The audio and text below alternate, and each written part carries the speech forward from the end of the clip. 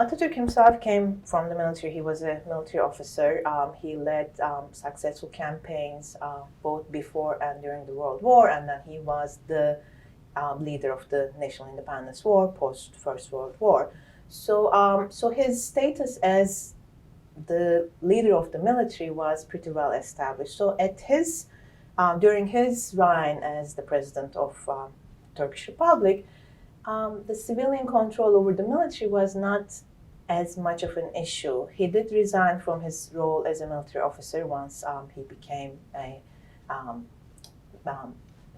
president. He became first the head of the parliament and then the president.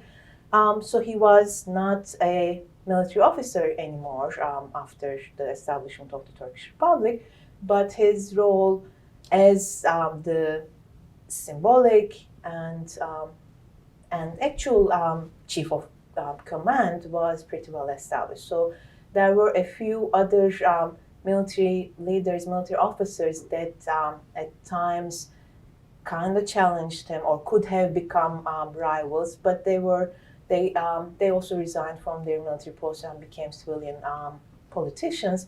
And Atatürk's command over the military was pretty well established. So during his reign, I don't think there was a possibility of the military arising, a military coup, anything like that.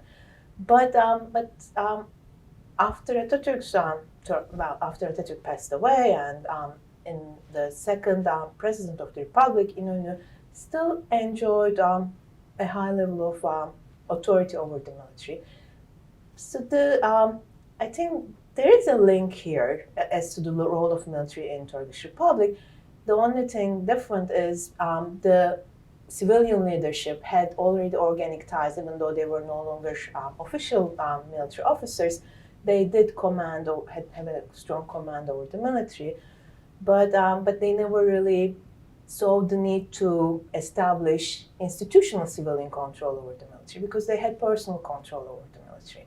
So I think once a new civilian government came to place, once Turkey shifted to multi-party government, once the somewhat center-right, more conservative political party won the elections and came to power, this was the first time when a rift arose between the military and the civilian government.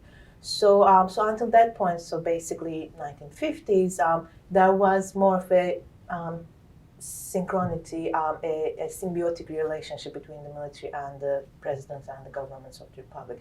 So the role of the military then became more problematic because there weren't enough or really neither legal nor maybe even moral principles in place that establish strong civilian control over the